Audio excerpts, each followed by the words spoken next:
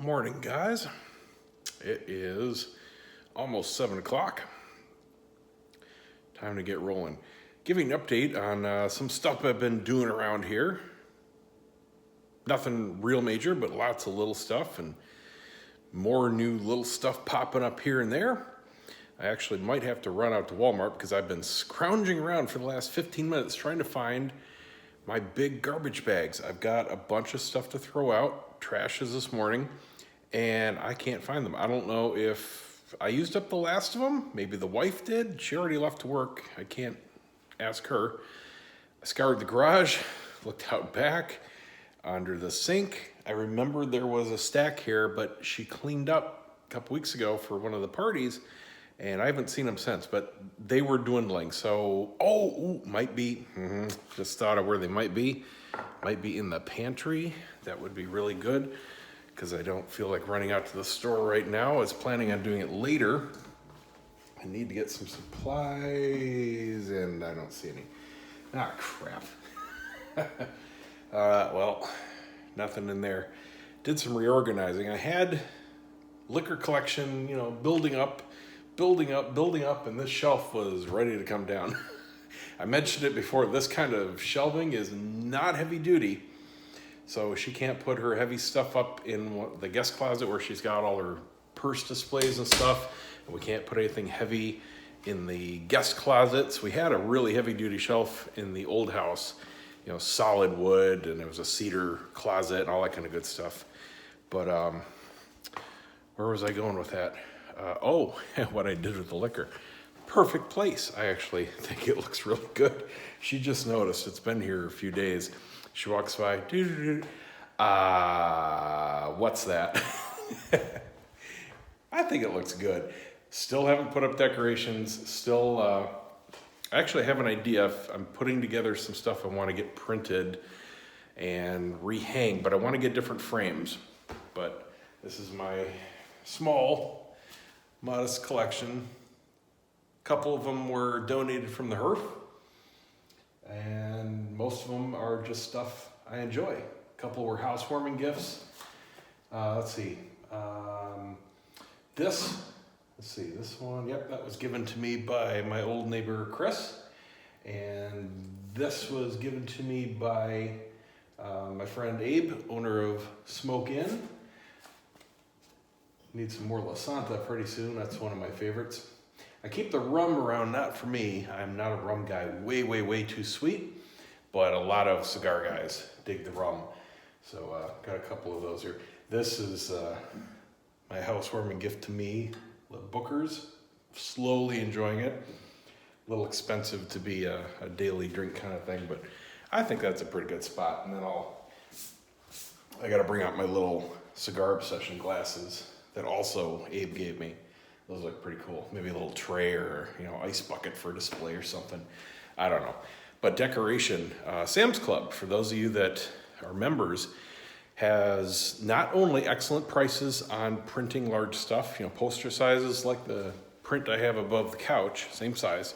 They go up to, I believe, 2 by 3 feet, 24 by 36 as a normal print. And it's great quality. And it's like $9.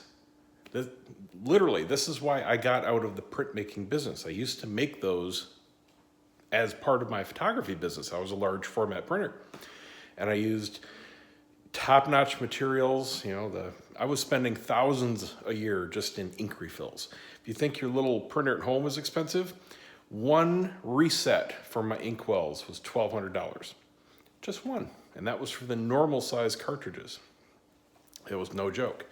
Paper ream, or rolls, I should say.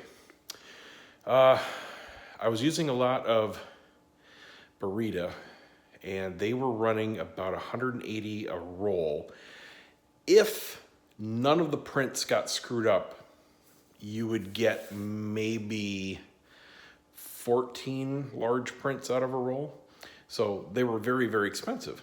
Well, enter the game of online printing. Really took off about 8 years ago, 7, 8 years ago. And I'll tell you, by the time Sam's Club got in it, they started using the exact same printers. And they did it as a loss leader. couldn't compete. I mean, literally, you could get a print made there for half the cost of the materials at retail. So I sold everything while I could. I was a little ahead of the curve. 6 months later, you couldn't give the printers away. Seriously. And I had like a $2,200 printer just for the physical printer. I had a couple of them, but anyway, that was back in the day. Anyway, for those of you that are Sam's Club members, large poster size normal prints, very inexpensive. Point was they're made on those same high quality photo printers, and they are dirt cheap because they operate the photo center at a loss as a member perk. So get your stuff made there and then figure out some nice frames and you're all set. I actually really dig this IKEA frame. I want to say it was $25, might have been $40. I can't remember which. Good deal either way. I have a ton of frames. I mean, I got a ton of frames that I brought over that I've had over the years. They're all very nice frames. However, they are heavy, real wood frames. I would collect them, and as they would go on sale at frame shops, you know, like usually once a year, I would stock up. I have dozens and dozens, and this is one stack of them, of great frames. And they all have some of my old prints in them that I printed here. But I got tired of looking at the prints, so I would just move them to the garage and put up something else. And then at the end there, I didn't want anything up, and we repainted and I just left everything down. So I haven't actually had any of my artwork up in a long time. But the point is, I really like this IKEA frame because it's light. Is it wood or plastic? Let me see. It's plastic. It looks like wood. It's got that nice texture, and it's a very nice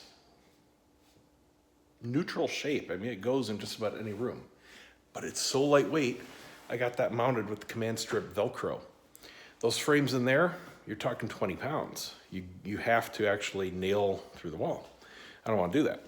So I'm thinking about just getting a bunch of these for, you know, certain areas around, not doing the whole house or anything like that, and just picking some new prints that I've got tons and tons of photos that I never printed over the years, and putting those up in there.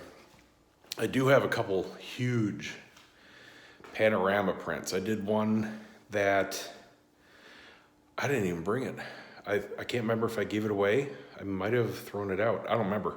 But it cost me over $300 in materials to make, and I just did it to see if I could do it.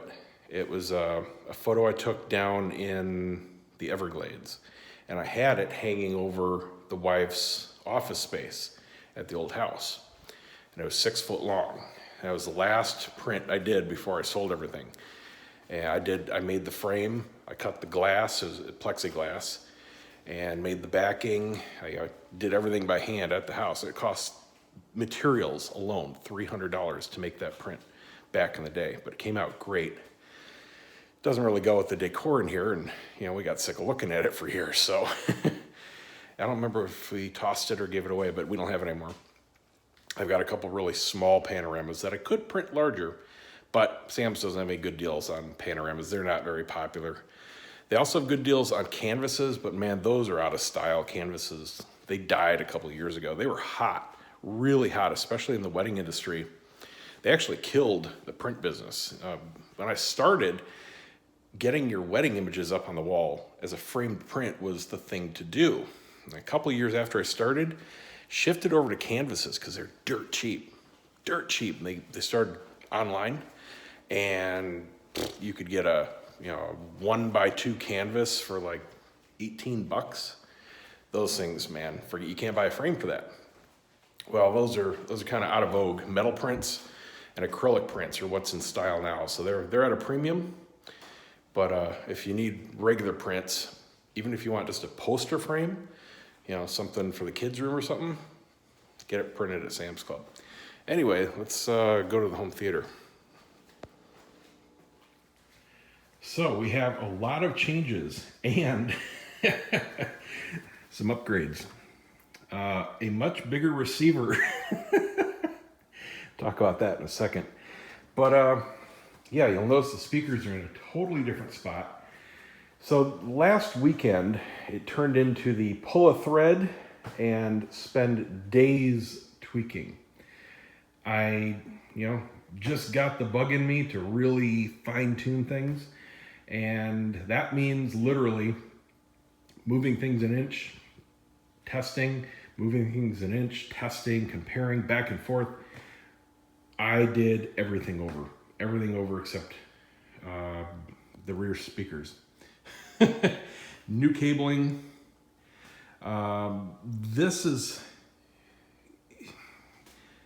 It's weird. If this was a normal wall, this would be a terrible position for the speakers. And this isn't where I initially ever put them, because against a wall like this, and they are directly against the baseboard, is a terrible position, except in this room. This is actually the best position, exactly where they are, down to the inch, for the best imaging, the best mid-bass coupling, the best of everything. They're not perfect. There is no perfect position in this room. However, they were working very, very good right where they are. What I was getting when I had them out further, I had really good upper range, a very nice depth to the soundstage, but a very poor stereo image. And no matter what I could do, it just would not improve. And the mid-bass coupling was hollow. I had a real big lull. Well, what was happening is this whole freaking fireplace was just obliterating the two images coming together, basically in a nutshell. So everything here is now arranged around where these speakers need to be. And luckily there was just enough room to slide this cabinet in here. It used to be over on this side. The speakers had to come in because back against this wall, they did not like being as wide as they were before. Where they are now, you can sit in this couch and put on some high quality music. And I'll get to that. That was another big thing. And you can pinpoint people on the stage, man. It is beautiful. It is tuned in right now. Sub is pretty much in the same position. It's just pulled out a little bit more. And it is now wireless. I actually have another wireless kit coming in. I'm returning one this morning. I tried the Dayton Audio wireless transmission kit. And a couple big quirks with that. Basically, I got rid of the wire that was feeding the signal to the sub. And the reason why is because I'm now using it for the main speaker. I'm actually using two wires because these speakers are now bi-amped. I'm using 4 channels to drive these two front speakers because the new receiver has the capability to do that. So I doubled the power to the mains. The wireless kit is basically just a transmitter and receiver, right? So you get rid of the signal cable. Also, it gets rid of any kind of transmission noise through that line. So it's supposed to be the best of both worlds. Anyway, I used the Dayton Audio kit. Problem is it runs on the 2.4 gigahertz band. And these days, that is just incredibly overloaded with devices. So I was getting this random, truly random popping noise. And it wasn't the signal kicking on and off. Sometimes you have a problem with that, but it's just a random popping noise. Well, it was the proximity to the battery backup unit that is conditioning the power in the cabinet. So I even tried it outside the cabinet, directly into the wall. It was better, but it was still random. Well, the other thing with 2.4 gigahertz is microwave ovens directly interfere with it. That's why the old wireless phones, the old wireless landline phones, the earlier generations, if you turned on your microwave, you'd get static or hung up on.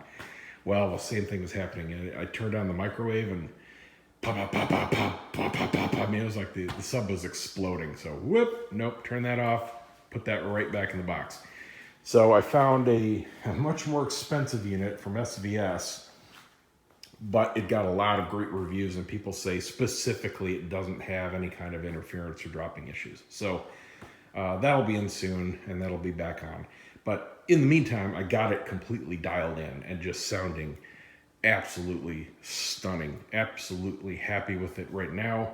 You know, it's not a audiophile system by any stretch of the imagination, but for music and movies, I absolutely love this. So the music side of it, I've completely switched streaming services, not only for this, but my phones, my tablets, and her. I dropped the Amazon Music service. I was on the 1 free month of the Amazon Music Unlimited, and the number one reason why I'm dropping it is because it drops out. And the guys that were here at the HERF know what was going on. I had it playing out on Bluetooth speakers out there for 30 people or so, and randomly would just stop playing, and I'd have to come in here and tell her to play again, and it wasn't disconnecting from the speaker, it was just stopping the music. And it's a huge problem with Amazon Music. They're just overloaded, pure and simple. You would occasionally skip, like it was losing connection, but more often than not, it would just stop playing randomly. I can't have that. That's crap. But it's also not the top quality music. It's not bad. Every one of them sounds the same from a cheap device.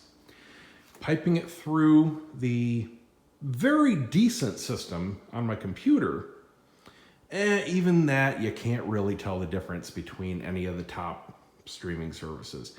I have Pandora. That's paid through next freaking August, so wasted some money on that, but oh well. Not even disappointed about dropping Pandora because that pissed me off. The only way to get the high quality streaming through Pandora, by the way, real quick, all the services have different quality tiers of streaming quality, like the actual music quality, like going from cassette tape to CDs, right? Some have 1, some have 2, some have 3 and 4 different steps of quality. Well, I had the Pandora app, which gives you their top quality. They only have 2. Amazon Music only has 2, but you can't actively switch it. Depends on what you're playing through, what you get. They sound the same on the computer. I mean, it's a good system. It's not a high-end audiophile system, right? So everything sounds good in there. Well, on here, it is day and night between the different systems. I tried Apple Music, my Pandora, of course, Spotify, Tidal, and what am I missing? Anyway, long story short, settled on Spotify. Originally, I had the old receiver still plugged in, and I ordered another Bluetooth receiver, so I was just streaming directly into that through one of the audio inputs, doing my testing in there, and was very happy with Spotify.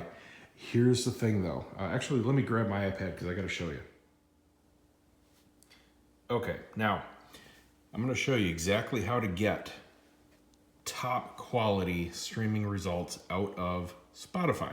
You have to sign up for premium, number one. The free service does not offer the high quality streaming. Oh, and by the way, I found that the battery lasts a week and a half on this outside the charger. Just FYI.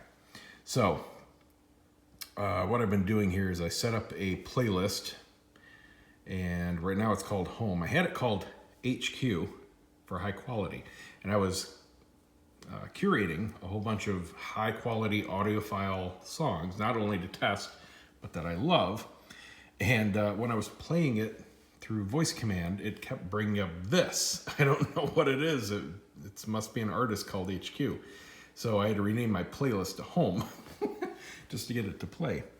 But anyway, let me go into where are the settings somewhere here. Home, browse. Okay, here. All right, now there's a couple different things you need to do to absolutely guarantee the high quality. Otherwise, you're not going to get what you can expect from other services like Tidal, or if you've got local lossless files, that kind of thing. Go into music quality first. Okay, it defaults to automatic, and automatic is going to save you data. It's going to save your bandwidth. You don't want that. You want very high, okay? Here it tells you that high is 320 kilobits per second. That's what you want. So just leave it on high. That's all you need. The only reason you wouldn't want very high, I'm sorry, I said high, you want very high. The only reason you wouldn't want very high is if you're on some really crappy cell service and every bit counts, in which case you're not streaming. Okay, downloads, also click very high.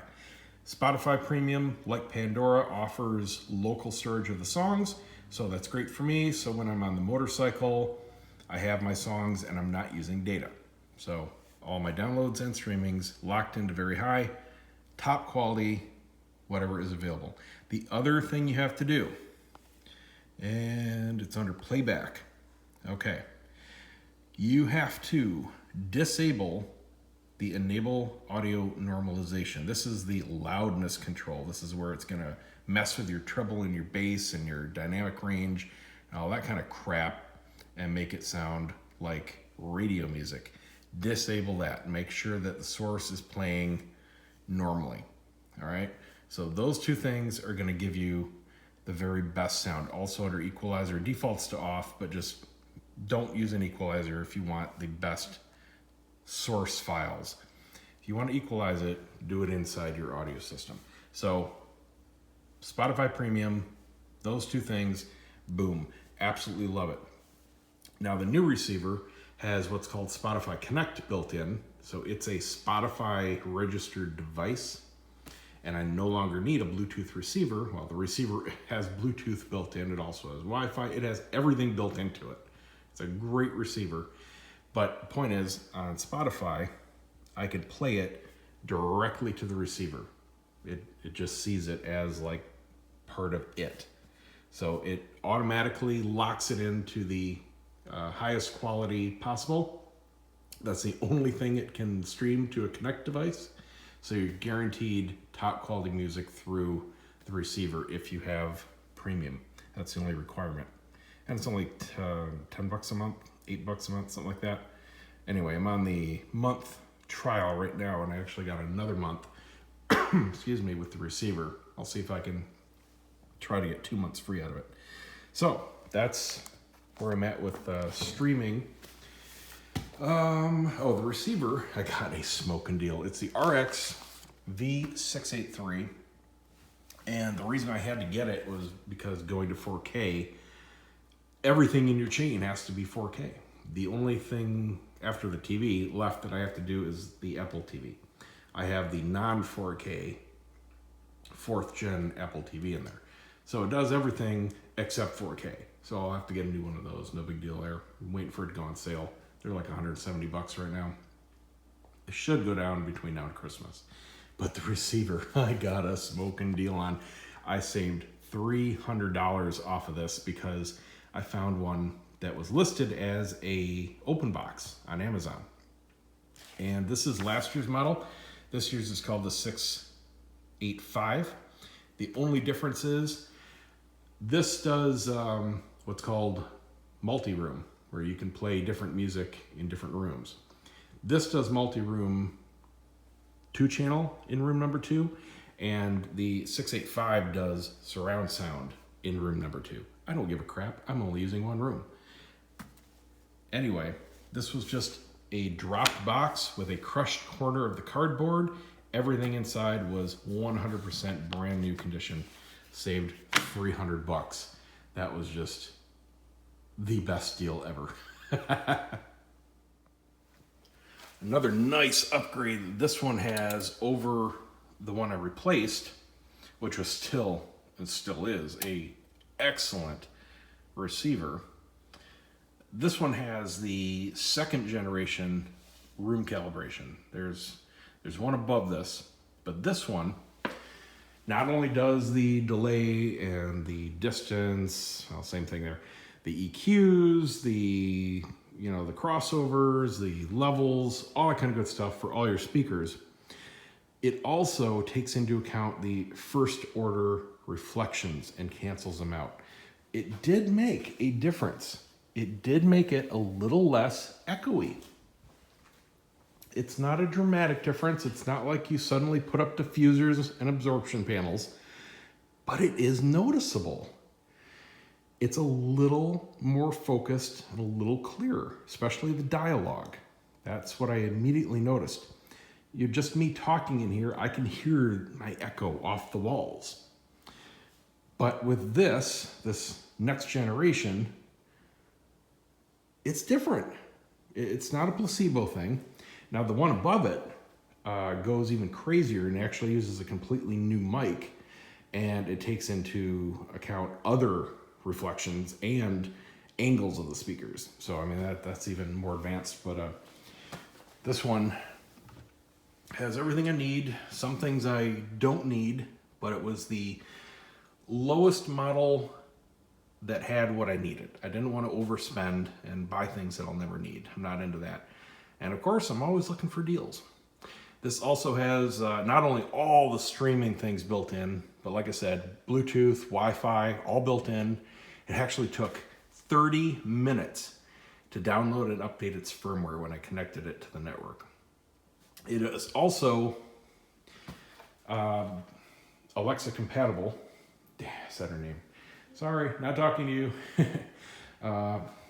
But you are still going to want to use your Harmony remote because, like so many other smart home things, all that really means is you can turn it off or on and change your input. That's about it. With the Harmony remote, you have 100% of the capabilities built in, and it's still voice controlled. So, oh, and here's the other huge thing. So this Black Friday, this whole shopping season, I'm on the hunt for a TV, and I'll talk about that in a second too, and still on the hunt for an Apple TV. So those are my two things I'm looking for. But in the meantime, I'm noticing, not a lot of great deals this year on stuff, with the exception of smart home stuff. There are some awesome deals. And I'll tell you what, the best deal I've seen in a long time is this year. I'm kind of pissed because I just spent $240, $250, something like that on this Harmony remote, and I'm happy with it. I love it. It's not perfect, but I love it. Great remote, does absolutely everything you want to do with all of your entertainment center, completely ties it, to your smart home and stuff like that. Great system, worth every penny I paid. It's on sale for $60 frickin' this year, and it's not even a doorbuster. It's a normal deal going on sale next week. $59.99 for this frickin' Harmony. Even if you don't have a smart home, if you just want the best universal remote for all your gear you're ever gonna need, pick one of these up. I'll put the link down below if I can remember where I saw it. It's also on Slick Deals. You can go, dude, seriously. That is the deal of the year, let me tell you. But I'm seeing a lot of cool smart home stuff going up. The Nest, I saw some smart locks. I haven't seen any Caseta stuff. That's the thing. This year, I'm not seeing anything high end. The TV I'm looking for, okay, quickly into that. The wife shot down the idea of the 82. Said, way too big, I don't want that in the room. She says, how big is the one we have? I said, 60. I want something bigger than 60, period. She's like, well, how big is the 75? I said, the 75 would go to the edges of the wall. She says, that's fine. So, okay. 75 is back on the table. Well, here's the thing. When I was thinking 82, that really limited my choices. You know, there aren't many things above 75, period, being made within any kind of reasonable budget. Going down into a 75, I have a lot more options, and frankly, higher quality options, even at a lower price point. And right now, I've got my eye on the Vizio P-Series in 75. Unfortunately, it maxes out at 75. And coincidentally, this morning, I've been scanning and I got deal alerts set up and everything. This morning, it just dropped in price, $200 at Sam's Club. It's $1,700. It's not the Quantum, it's just the regular P series. But I looked at it. Even the regular P series, I like better than the Samsung 8 series. I don't know if it's because the P series has more local areas, but I was more impressed with the blacks. It had less blooming than even the 8 series. It wasn't even close to the 6 series. All right. There is a huge difference between a local array, a full panel, and an edgelit with local array. All right. It's not even a comparison. But at 82, I wasn't paying $1,500. All right.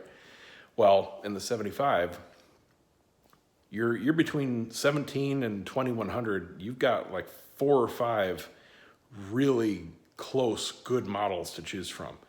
So anyway, that P series really impressed me. And now it dropped in price. It's not even a sale. It's not even a Black Friday sale. They just dropped the price. I'm waiting for a sale on that 75 series. I think it's going to come down. Maybe if I have to wait till Christmas, I don't care. I'm not looking for, something right now. I don't have to get anything right now. I got this right now. But they're dropping pretty quick. They did have a Black Friday sale on the 65 for $990. That's a steal. So if they put the 65 on sale for under $1,000, I'm betting that 75 is going to go on sale for maybe $13. We'll see. But that's my plan right now. Wait for a sale on that P Series 75. I think that's going to be the winning ticket. So yesterday, I was doing another little round of photos. And I come in, power everything on, get my stuff ready, take my first shot, pop, poof, whole room blows.